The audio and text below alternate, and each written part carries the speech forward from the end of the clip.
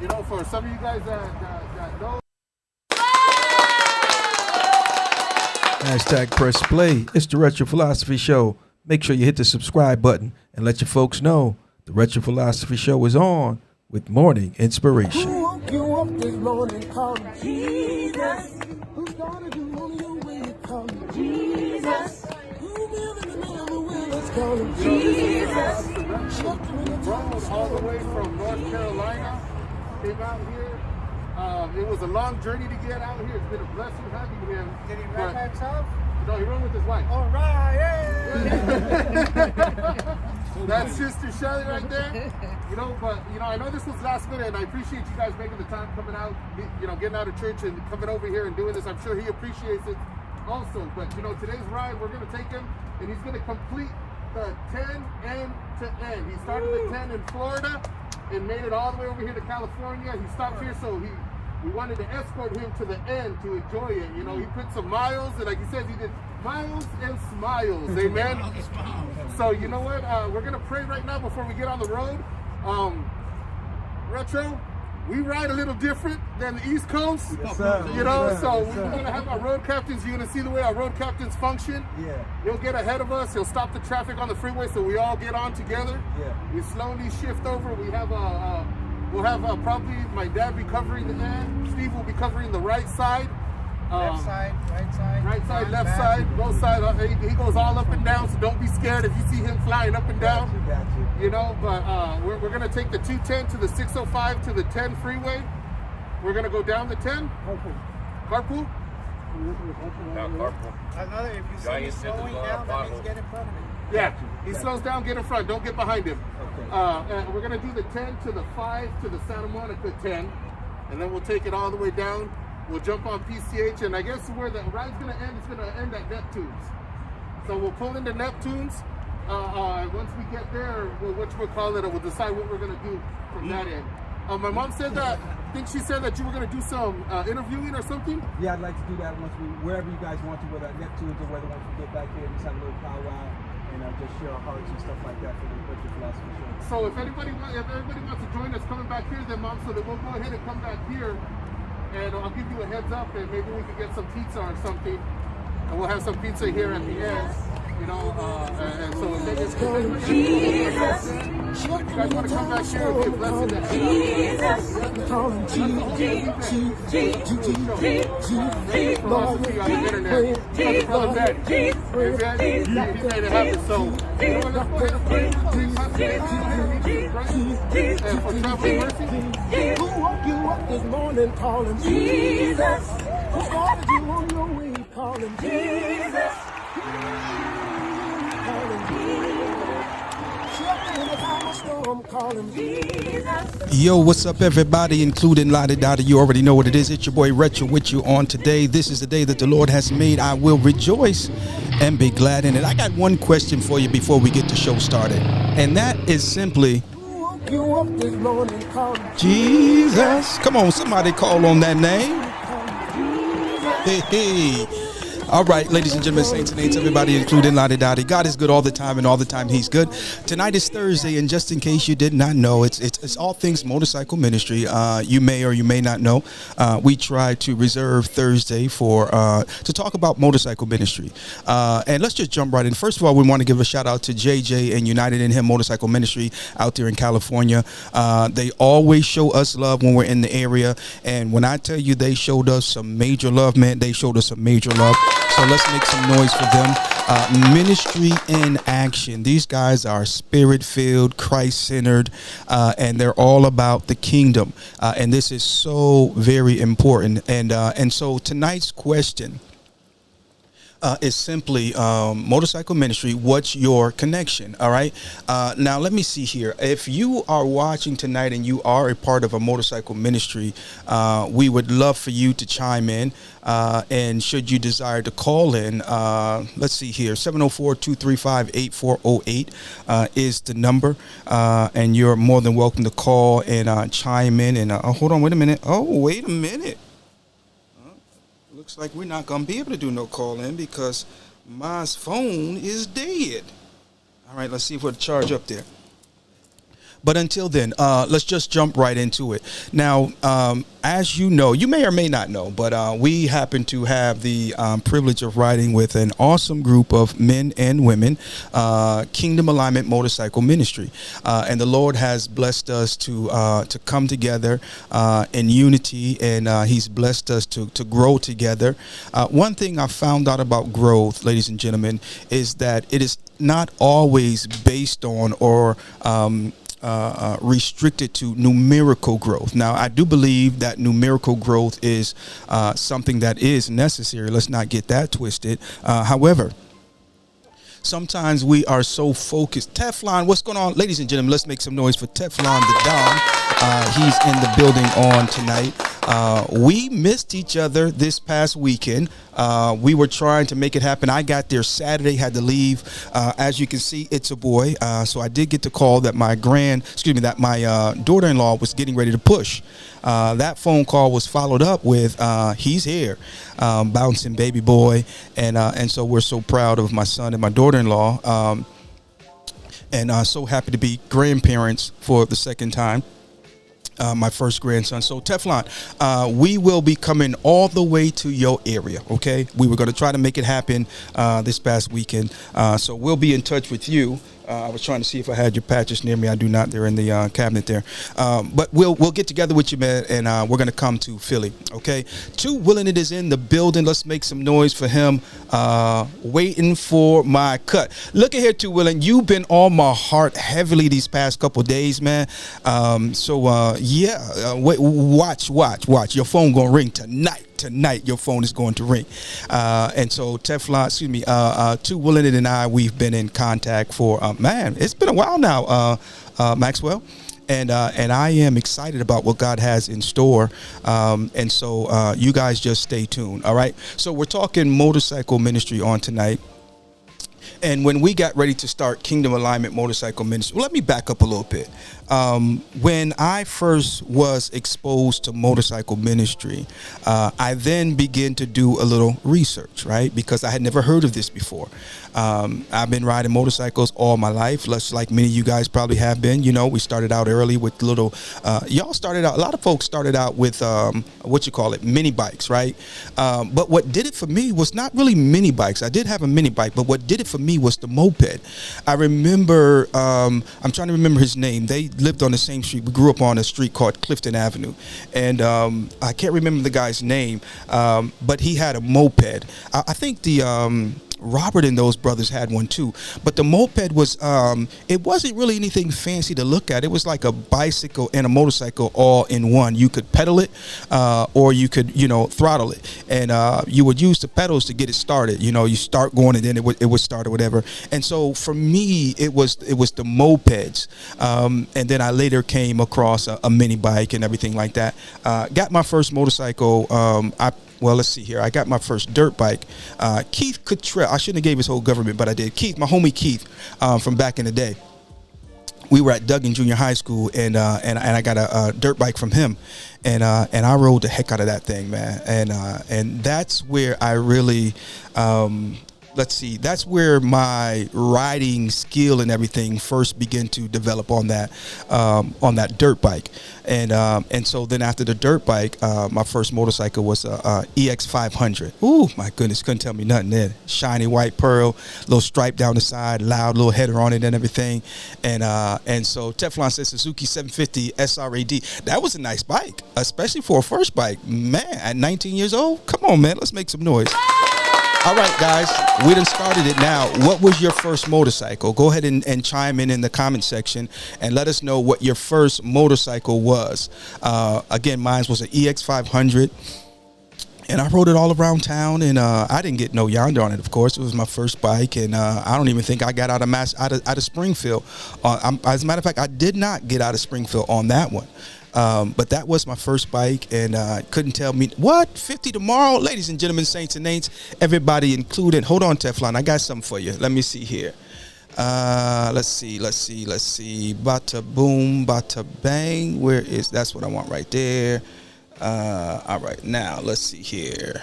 This one, ladies and gentlemen, let me find it. It's for my homeboy Teflon. 50 years old tomorrow, man. I'll be 50 in December. And so, again, ladies and gentlemen, come on, light it up in the comment section. He'll be 50 years old on tomorrow. Yes, indeed. Happy birthday, Mr. Teflon.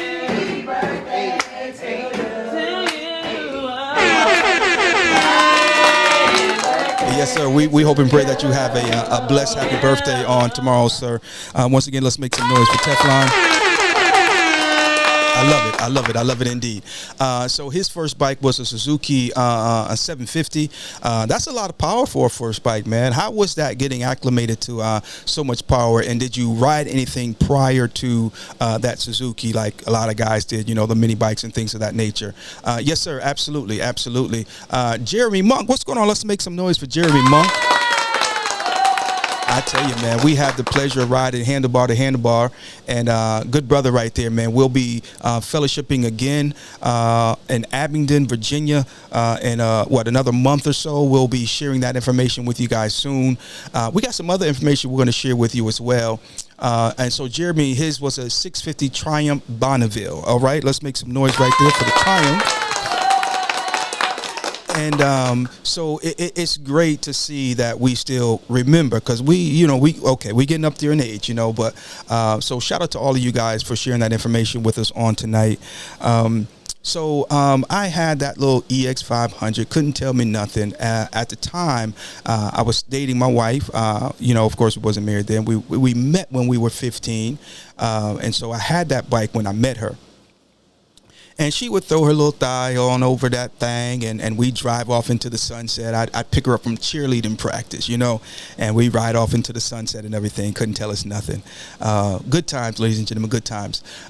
So I have been riding motorcycles pretty much all my life. I never started getting yonder until, I don't know, maybe 7 years ago, something like that. Never rode before. Okay, self-taught in a parking lot on base. Okay, on base. That's what's up. That's what's up. That's interesting. That's interesting. My wife, I started teaching her how to ride motorcycle, I don't know, maybe 3 years ago. And on the Fat Boy that she's currently riding. And she had never even rode a bicycle prior to that, which was kind of weird. But anyway. And so now she's doing really well. She's taking the motorcycle safety course and everything, and she's doing well. She's still learning, of course. But shout out to all of you guys who were self-taught. Teflon, what was it that made you want to get on a motorcycle and begin to ride? I know we all have different stories, but I'm interested to know what it was that caused you to self-teach yourself, because that takes a little bit of heart, man. That takes a little bit of heart. Again, for me, it was on dirt bikes where I really learned how to ride, and so once I got on the motorcycle, it was just getting acclimated to the power and everything. And let me tell you this, ladies and gentlemen, I'll be 50 in December, and I've been riding since I'm 15, so go ahead and do the math real quick. But guess what? Literally, I'm still learning. I literally, no cap, I'm still learning. Because, see, here's the deal. Most of the time, people have been riding for a long time, for many years. But for many years, they've been riding with the same skill set. They don't really do too much improving. They may get more comfortable with their motorcycle, but their skill set is not necessarily improving. And I think a lot of people overlook that fact. So we go fast and we go far, but are we improving our skill set? What are we doing to improve as a rider? Because check this out. There's a lot of danger out here on this road. I was talking with Keith Bills, president of Carolina Steel Motorcycle Ministry here in Statesville, and he was informing me about a couple accidents that took place right here in our area, and it's just a shame. And of course, a lot of times it's not our fault. But it's important that we do everything within our power so that when these situations arise, we can maneuver as best we can to get out of them. I saw a clip earlier today, as a matter of fact, where a guy was on a sport bike, and the lady pulled out in front of him. But based on the video, from what the video showed, he still had plenty of time to break that thing down. But of course he didn't. He ended up, hitting the truck and slid underneath it. But when I looked at it, I said, wow, man, he had plenty of time to break it down or swerve around it, because the vehicle did pull in front of him, but she stopped. And so again, we go fast and we go far. But what is our skill level really looking like? Okay. So what I want to encourage and what I want to challenge you to do is get out there, practice, find you a parking lot, practice, but also take advantage of different classes that they have available. Now, I don't know about where you're watching from and what they have in your area. We're going to get back to the topic here in just a moment. But what they have here is a thing called Ride Safe. Yeah, Ride Safe.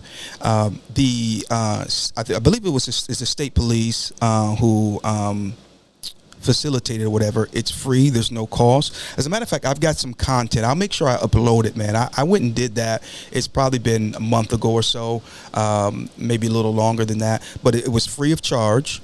And there was a lot of good information that, they had to share.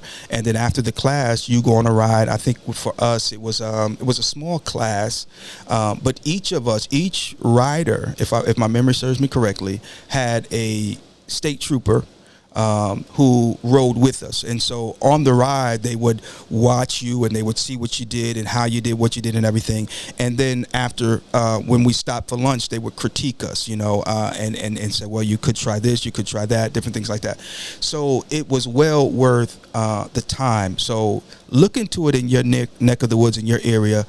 You'd be surprised what they have available as it relates to motorcycle safety and further learning. Okay. Now, let's see here. We are in May. I think come in another month or so, I'm going to be going to some advanced riding courses to take. So I'm really excited and looking forward to that.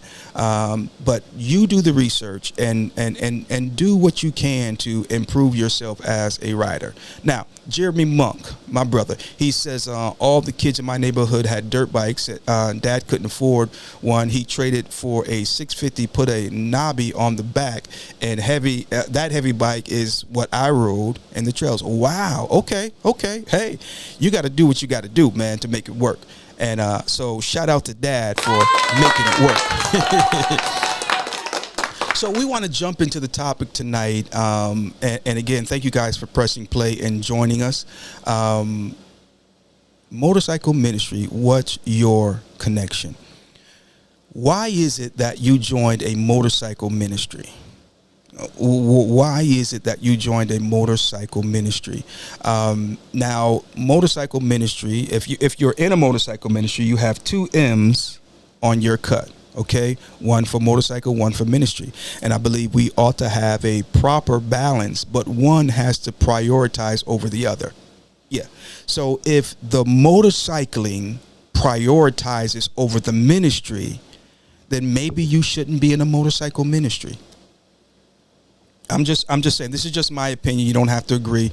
I guess I need to get a disclaimer and play or whatever. But you have 2 M's, and there has to be a proper balance. But at the same time, if one is going to prioritize over the other, let it be ministry. Okay, because what we don't want to do is become so motorcycle heavy that the ministry diminishes. What's your connection? Are we doing this to be more connected with the motorcycle set, the motorcycle community? You don't need a motorcycle ministry for that. You can join, for crying out loud, you can just go join a RC, a riding club, your hog chapter or MC for that matter. I mean, but the reason why I say that is because ministry is something that we should take extremely serious. And so what is your connection? As it is even with church, people go to church for all different kinds of reasons, or at least they choose a church for many different reasons. But our connection is what really counts and what really matters. Now, for me, if I'm going to be a part of anything, especially as it relates to ministry, Jesus Christ must be the center. If he's not the center of it, then I've just got to keep on moving. Now, it may not be that you're doing something wrong or even something sinful for that matter. But for me personally, I need to know what your core values are. You know what I'm saying? Because there are some people who say Christ with their mouth, but their actions don't really exemplify or represent him well, if at all. Ministry all day long, says Jeremy Monk. I do ministry over biking any day. Don't get me wrong, I love to ride, but love serving my Lord so much more. Now, again, let's talk about that, Jeremy. Thank you for sharing as well. Now, when we look at this, right, as I said earlier, ministry, if you're in a motorcycle ministry, you have two M's. So there has to be a balance. Okay. So with that said and done, let me see something here. Bada boom, bada bang. Okay. So with that said and done, ministry is important. And I think it should prioritize over motorcycling. But I don't think that we should have so much ministry till there's no motorcycling. Otherwise, why are we in a motorcycle ministry? I've heard this. I don't know if you guys have heard this, but there was a gentleman that I was talking to, and he was just blunt and honest. He doesn't profess to be a Christian or anything like that. However, he does have Christian upbringing, and that's what we got to understand. A lot of these people that we are saying we're on ground to minister to or whatever, it's not that they don't know who Jesus is. It's just that they haven't chosen to walk with him completely for whatever reason. And I say that because if we are half stepping it, they're going to know. I know they said no one's going to know. They're going to know. Yeah, they're going to know. They're going to know. So first and foremost, let us be sincere. The Bible says they that worship him must worship him in spirit and in truth. I want to digress for a moment because it comes to my mind about a story in the Bible with Peter, right? Now, Peter is the chief apostle, right? He was one of the first ones that Jesus calls to follow him as a disciple. Later on, we see a man by the name of Paul come on the scene. Now, Paul had a background, and this is what a lot of people miss. Just because you see somebody in the church doesn't mean they don't have a background. Doesn't mean they. Okay, I'll leave that alone and keep it moving. So Paul comes on the scene. Paul is not questioning who he is. He's not. He don't have it twisted. He's confident in who he is. He understands his assignment, and therefore he is not wavering. And there are so many people who, even in motorcycle ministry, they're really not sure who they are. And they sometimes allow the very people that they say they are called to serve to what's the word I'm looking for? They allow them to mold them. They certainly allow them to impress them. And then sometimes you'll find yourself off course. And so Peter was dealing with the Gentiles one way, the other people this way. And Paul had to, in so many words, call him out. In other words, look, bro, keep it real, man. Don't be up here and wishy-washy when you're with these folk and then acting another way when you're with these folk. Keep it consistent. And again, when I was first exposed to motorcycle ministry, let's see here. I don't want to miss any of your comments, ministry. Okay, we got that one already.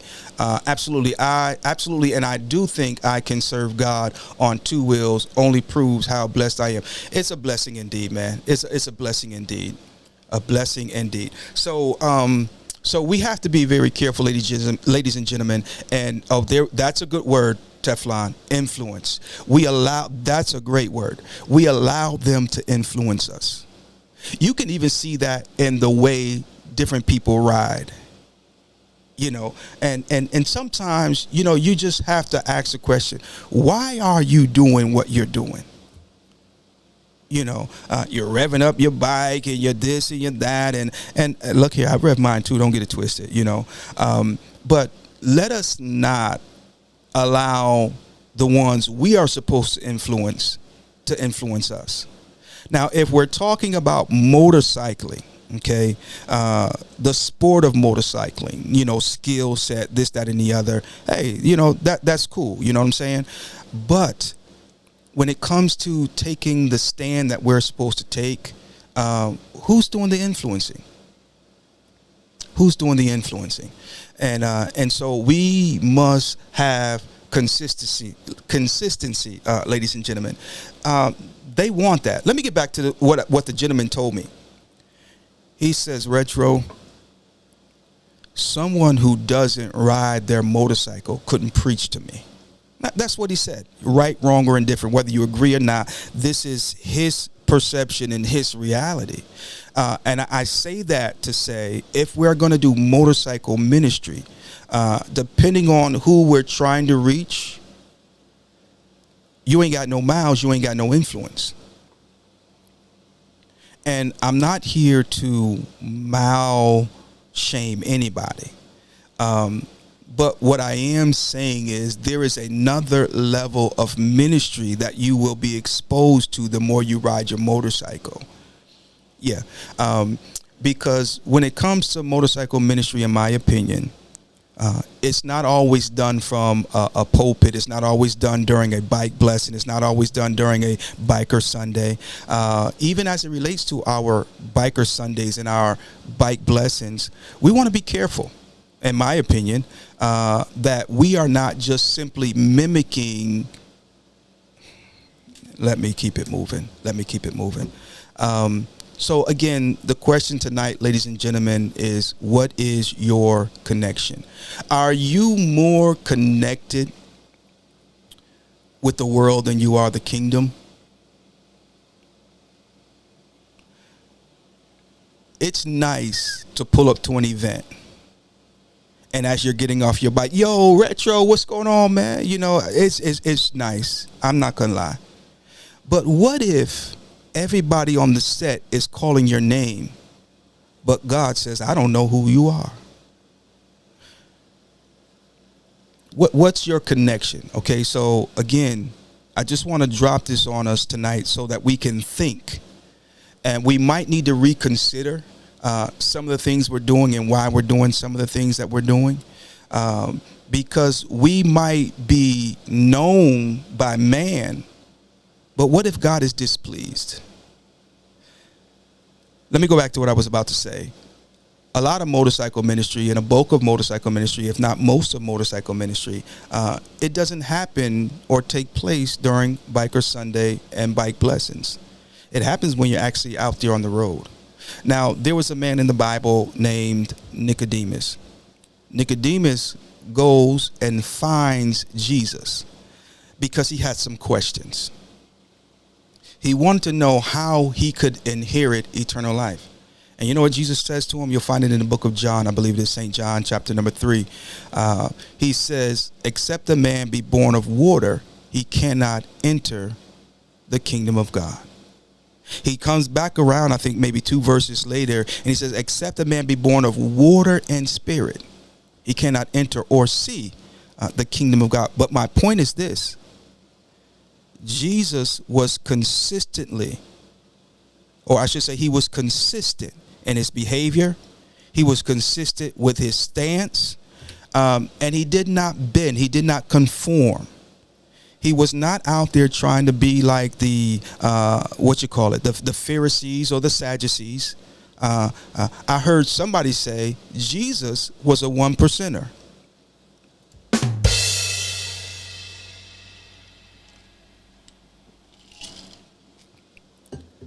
And even though he did not conform to the masses or whatever, now Nicodemus was not just some broke down poop butt somebody. He was a man of stature. He was a man of prestige. He was a man of position and power. But he found where Jesus was and he went to him. And the Bible even tells us, it explains to us that he went to him by night and he began to inquire. And so that doesn't happen if you don't walk in power. You must walk in power. I don't know about anybody else, but I want Jesus to know my name. Now, when Jesus knows your name, other people might, they might overlook you because you might be considered a square. You might be considered the one who just, you just ain't cool. I'm not here to be cool. I'm here to be effective. And by God's grace, I'll continue to seek him for wisdom, for guidance, and for direction, so that I'll be found doing his will in the earth. And so, again, motorcycle ministry, a bulk of it doesn't happen, in the church or during the Biker Blessings and Biker Sundays. But it happens sometimes one-on-one, behind the scenes, So let us make sure that we are connected to the source. Okay, and not just connected to groups and to people. Jerry Monk says 95% of the opportunities God puts before me are one-on-one conversation with other bikers. I happen open while out riding or fueling up at gas stations. People see the cross I wear, and it opens up the opportunity. And that, Brother Jeremy, is so true and powerful. Now, again, Romans, it talks about they are waiting for the manifestation of the sons of God. And it is a pet peeve of mine, right? And we talked about pet peeves a while back, which simply means something that annoys you. And so it annoys me when people who claim motorcycle ministry, they put more effort and being liked by people. And I'm not saying we're supposed to be out here making enemies or anything like that. But let's make Jesus the focus. Let's make the kingdom number one. And okay, let's say it let's look at it this way. Matthew 6:33, I believe it is. It says, "Seek ye first the kingdom." Seek ye first the kingdom of God and his righteousness, and all these things shall be added unto you. I really do believe that if we are doing what we are called to do, God will make sure the opportunities present themselves for us to minister to different individuals. Now, you may say, well, Retro ain't doing nothing, and that's fine. That's fine. But what goes on behind closed doors? What goes on when the camera is off? What goes, see, I know I'm on my bike quite a bit, and I always got a camera rolling, this, that, and the other. But there are so many times where that camera is shut off because what's happening right now is intimate. What's happening right now it's a God thing. And not everything is for the camera. Now, I ain't gonna lie to you. There's a lot of times where I'd be like, man, this would make for some great content. But to turn the camera on in that moment would be to diminish the sincerity and just the, nah, man, nah. So a lot of stuff that is done, sometimes you will never know. See, when I have conversations with different individuals, that conversation is confidential. If I'm talking to a brother from, I don't know, Colorado, and he calls me, reaches out or whatever, what we talk about stays between us, because this is serious business. I think one of the worst things you can do is have someone trust you enough to reach out to you, and then you turn around and you put all that business out there just so you can say, yeah, I ministered to so-and-so and this one and that one. Nah, bro, it don't work like that. That's foolish. That's when you know you're doing it for the wrong reasons. So there are a lot of people who get on their motorcycle and they ride here and there, and we may never see them physically ministering to someone, but that doesn't mean that they're not. Just like Jeremy just said a little while ago, you could be at a gas station, and I think that's one of the most,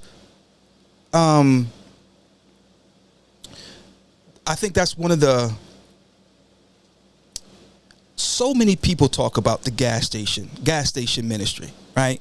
Because you pull up there, man, and people will see your cut, and as you know, we redesigned our cut for that very reason, because our original design, I liked it, I was pleased with it, but I realized that it didn't distinguish ministry enough. And so a lot of times people say, oh, what motorcycle club you ride with?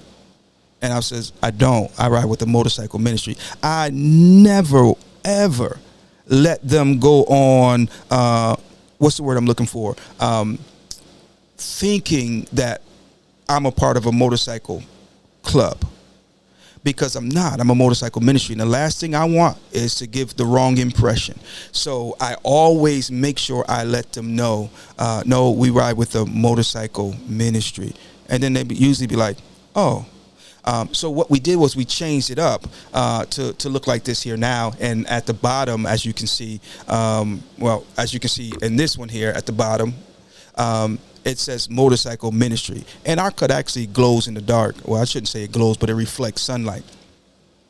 And because I wanted to be distinguished who we're riding for and why we're riding. Okay, so gas station ministry is extremely important, and we have to be on our P's and Q's, because like I tell my team, ministry don't always look like ministry. Okay, and if you're looking for ministry, you might miss ministry opportunities.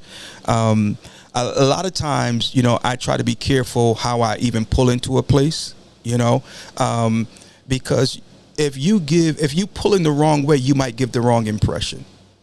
You know, so that's just me. So anyway, as Jeremy was saying, you know, those opportunities at the gas station when people see the cross on your cut, is there a connection just from your cut alone? Now, I've seen a lot of motorcycle ministries who their cut, it looks a little, you know, 3-piece and things like that, you know, and but at the end of the day, to each his own, the crazy thing I've learned over the years is most on the set will treat you better and show you more respect than a lot of churches. Yeah, that is true. Jeremy, I wouldn't disagree with that statement. The thing though that I want us to be careful of is that we don't lose that respect. And I think one of the biggest ways to lose that respect, brothers and sisters, is when we begin to try to be something that we are not. And let me shift a little bit, because we're talking about what's your connection. Now, as Brother Monk has said, you know, sometimes you get more respect on the set than you will from a lot of churches. And so let's ask ourselves the question, why? Why is that? You know, I think that some churches, the Bible says, Proverbs, I believe, wisdom is the principal thing, but with all thine getting, get understanding. And I think a lot of churches might not have a good understanding of what motorcycle ministry really is. And maybe, perhaps, that could possibly be because we talk about Christ, but we sure don't look like him. You know, we sure don't act like him. And let us be careful that we not begin to look more like the world than we do Christ. And I'm not talking about the leather and the tattoos and the beards and the, you know, and the jewelry or whatever. I'm not even talking about that. You know, because you can be standing next to, you know, but there should still be something different about you because Christ is in you. So again, what is your connection? Are you more connected with the streets than you are with the kingdom? Let's go back to the churches, Jeremy. I think we owe it. How do I want to say? I think we have a responsibility to. Well, I know we have a responsibility to both sides. Okay, we have to represent God to those who are in the streets, if you will, if we want to say it like that. But at the same time, we have to let the church know. We have to let those folks know, look, there's a method to the madness, you know, and we have to, in many situations, I think we have to be the go-between, the mediator between the sinner and the saints. Yeah. And so here's what we do a lot of times, I think. We put so much emphasis on ministering to, quote unquote, to other bikers and things like that.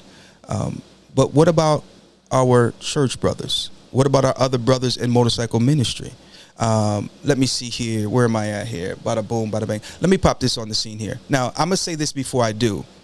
It was, I don't know, 5 years ago, maybe something like that. If any of you guys are watching from Cross Soldiers, or any of even my man.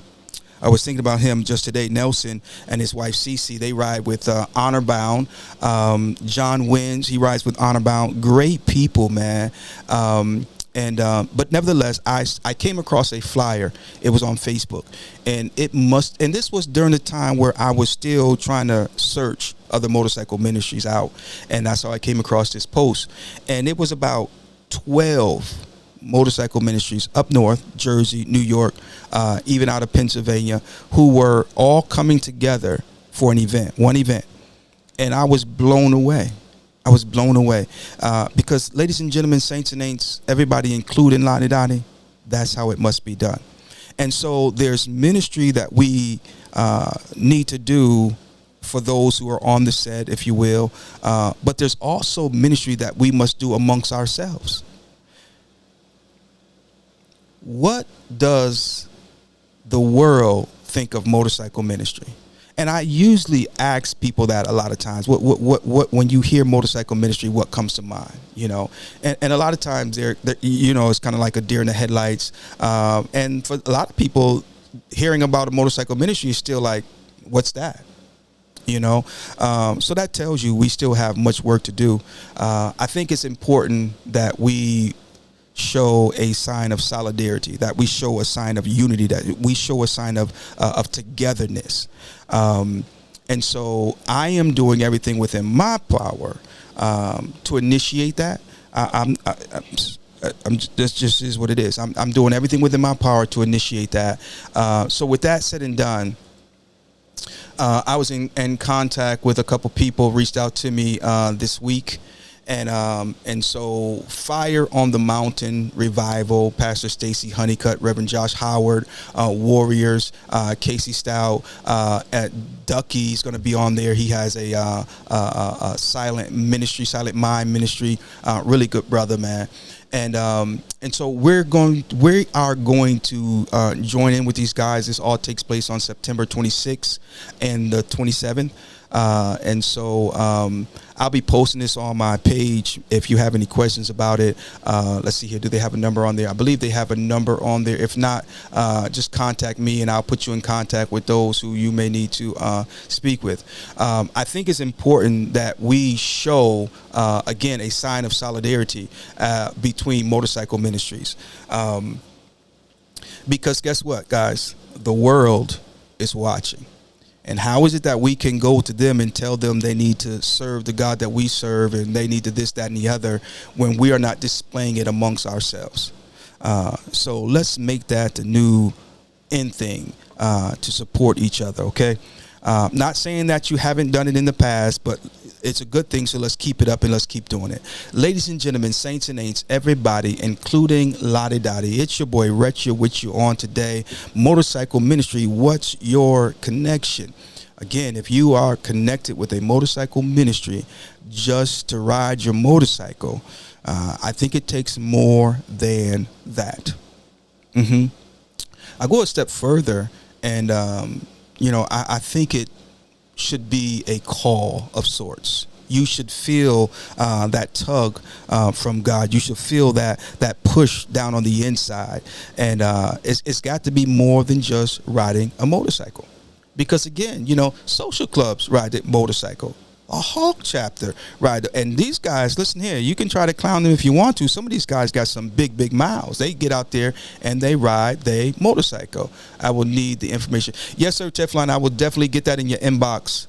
But you're going to receive a call from me as well, man, because I'm coming to Philly. I got some other stuff that I need to do up there anyway, so this is a great opportunity to kill two birds with one stone.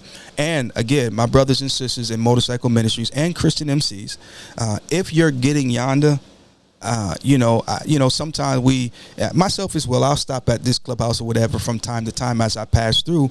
But that's because I've built relationships with some of the brothers that are in these organizations. And that's cool. It's all good.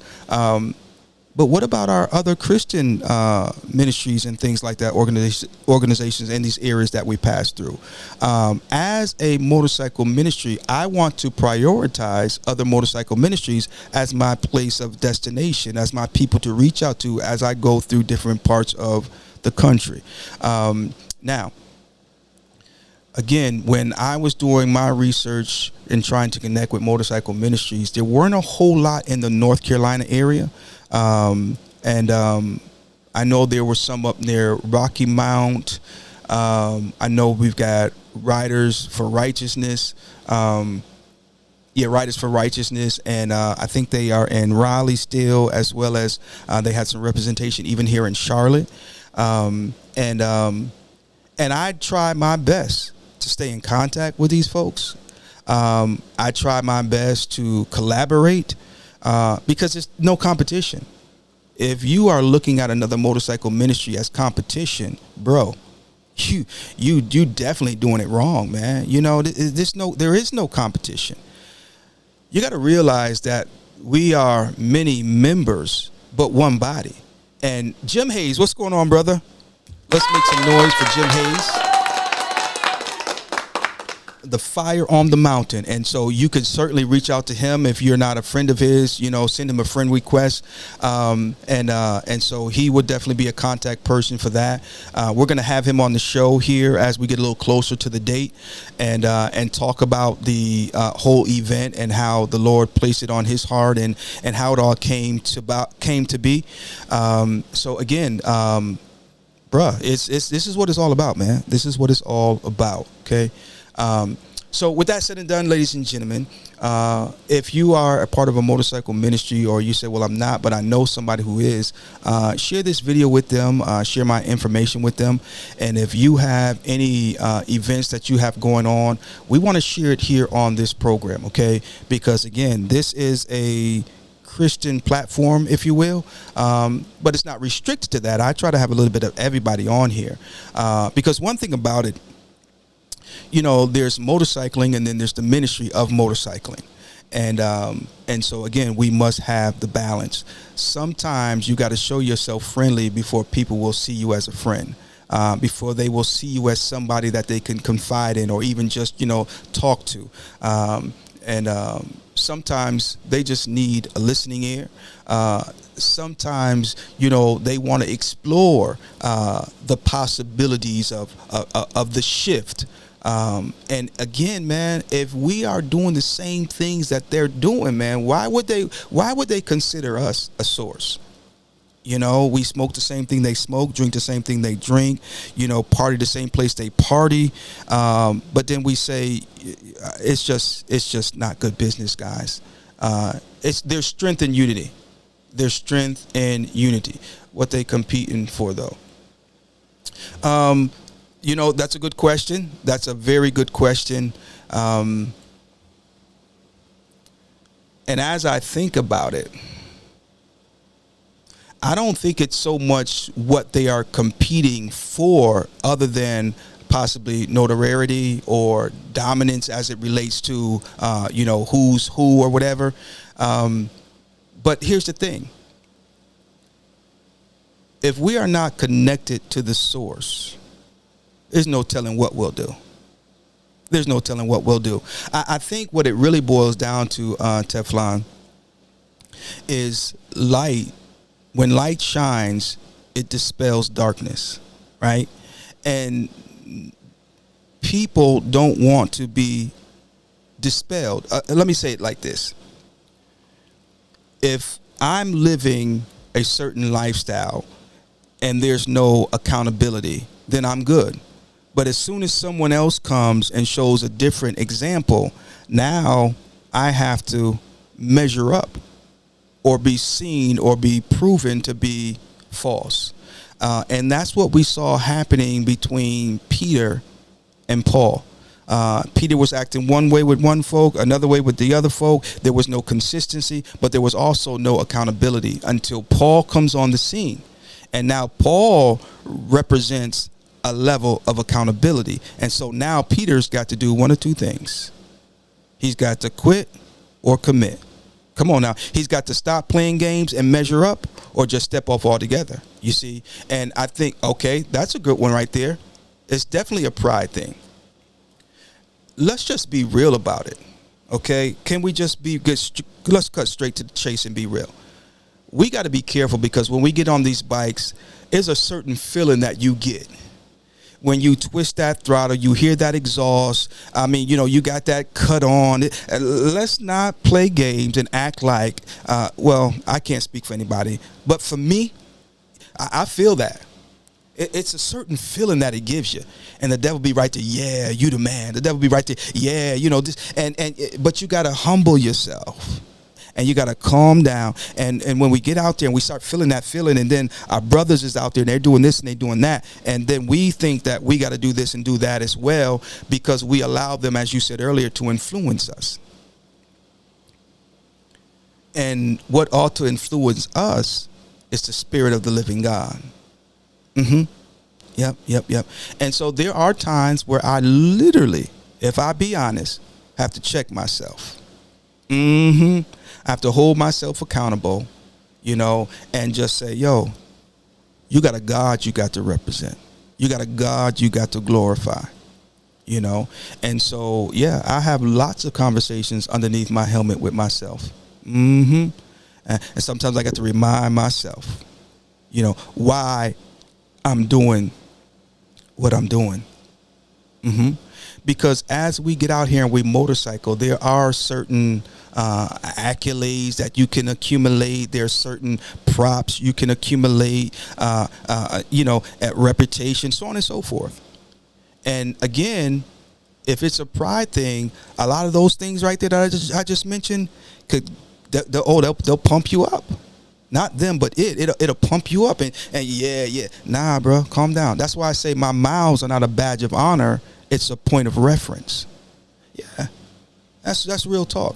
Because I have to remind myself, just because I ride the way I ride and someone else doesn't make me a better biker than them or a better person than them, you know. And so, you know, people ride for different reasons, and yo, just chill, young man. Just chill. When you're doing good work, it exposes what others are not doing. Absolutely. It absolutely does. And it's not that your intentions are to expose what they're not doing. You're just doing what you're called to do. You're just obeying what God said do. But they will think that you are trying to attack them. Now, as it relates to some of the conversation that I'm having tonight, I'm sure there are some people that say, who he think he is to be saying this or saying that. Well, I read in the Bible where it says, blow the trumpet and sound the alarm. I read in the Bible where it talked about they are at ease in Zion. And that's what the deal is with a lot of people. I mean, you know, and let's just say this, and then I'm going to get out y'all's way. Praying for somebody is not necessarily ministry. And I think that we have soothed our conscience by saying, well, I did pray for that brother at the gas station, so we check that box, you know. I blessed the food before I ate, check that box. But what if God is calling you higher? What if God is calling you to do more than just pray for people at the gas stop and so on and so forth? I'm going to get out y'all's way. When it comes to ministry, I just think it's a whole lot more than what meets the eye. I heard a gentleman say many years ago, private prayer produces public power. And so if we're going to stay connected to the source, we've got to stay prayerful. Yeah. And we've got to keep the main thing the main thing. Let me tell you this. They're watching. I believe that we are at a season, and you may or may not agree, but I believe we're at a season where motorcycle ministry is, I was going to say, is getting exposed. And I don't mean that in a bad sense. I mean, it's a light that is necessary in this hour, right? And we've got to be ready, because there's a door that God is opening. And the Bible talks about the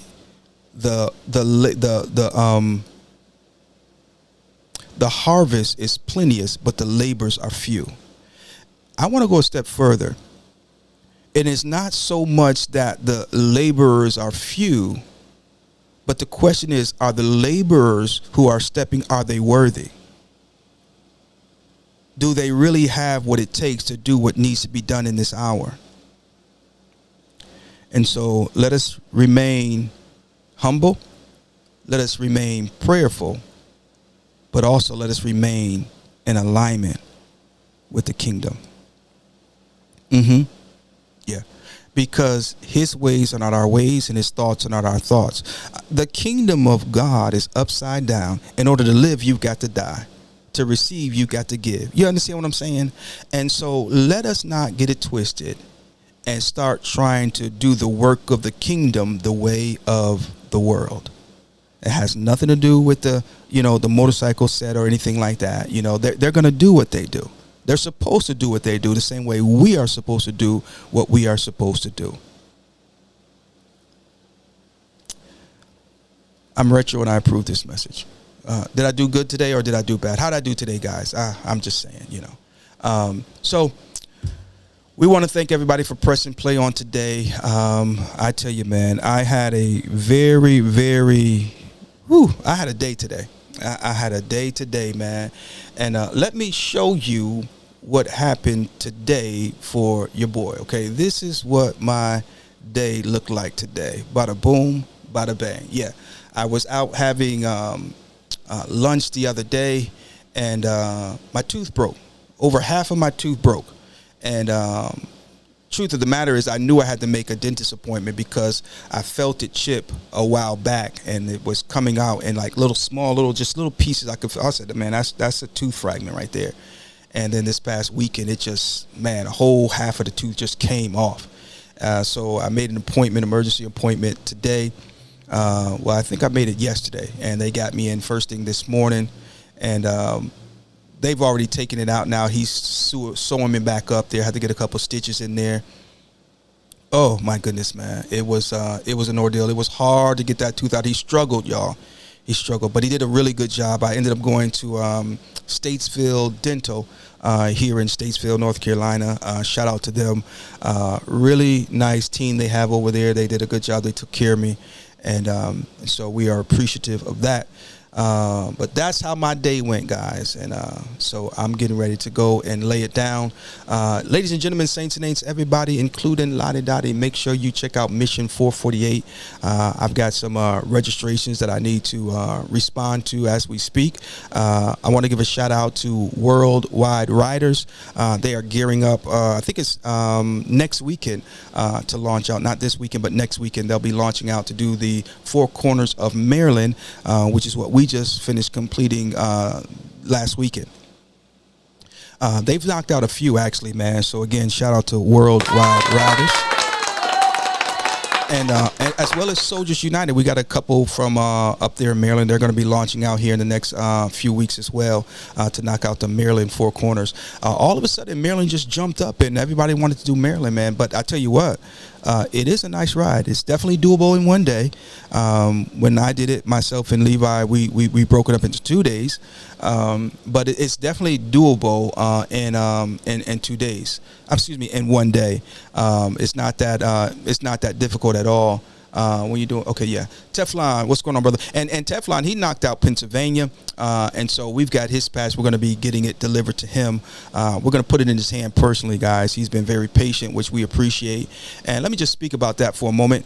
Freddie Cinco's in the building, ladies and gentlemen. What's going on, brother? If you sign up to do one of the states for Mission 448, and you don't want to wait for me to personally deliver your patch, all you have to do is let me know. And if you insist, we will go ahead and put it in the mail. That way you get it in a timely manner. There has been a couple people that says, nah, just drop it in the mail. That's cool. And we're not going to continue to do this forever, not for the whole length of the program. But we'll probably continue this way for at least the rest of this year. And then probably starting the first of the year, we'll probably just start putting them in the mail, period. But to date, we've been able to hand deliver every single one of the patches to the riders. And I'm proud of that. And it's been a pleasure. On our way to Maryland this past weekend, we were able to deliver the patches to Cinnamon and Buster. And I took some nice footage of me delivering their patch, and and lo and behold, I got the footage, but the audio was synced to my helmet, so it didn't pick up. And so Buster, I guess we're gonna have to do it over. We're gonna have to ride back up to Maryland and reshoot it. But really cool brother Buster and his lovely wife Cinnamon, and they ride with Soldiers United. Shout out to them. Yes, sir. So again, if you want to register, you can go over to our Facebook page, Mission 448, and just go ahead and hit the join button.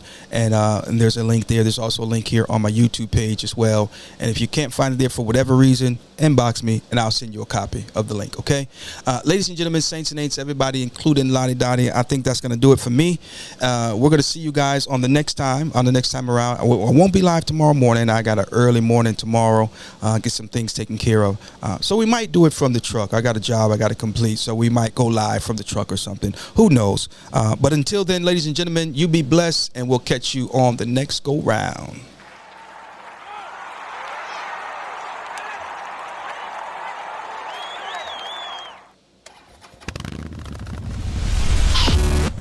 Say, man, you know what it is, man. Special guest in the building. Much love and respect to my man Retro stopping through, y'all. Y'all know what to do. Big Cell. You still keeping it 100. Ladies and gentlemen, boys and girls, it's your man Kodak, the most hated, coming to you live from the Retro Philosophy Show, where I always listen to my man, 50 Grand, Pastor Retro. You know what it is.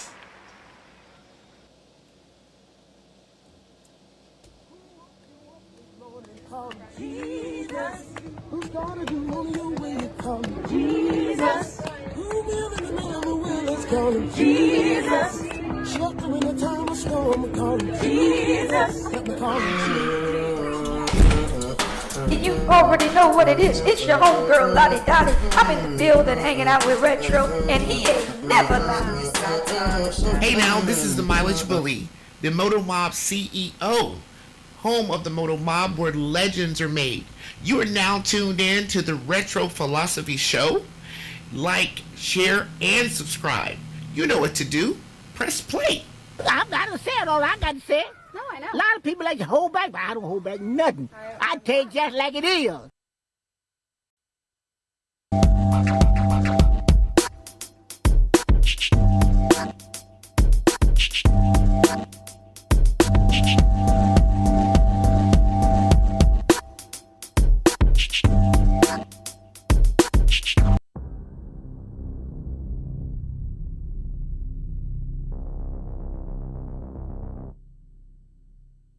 Ladies and gentlemen, saints and ain'ts, everybody, including Lottie Dottie. It's your boy Retro. Let you know that registration for Mission 448 is open. You can register today and ride the four corners of your state or multiple states. Who's going to be the first to collect the four corners of each of the lower 48 states?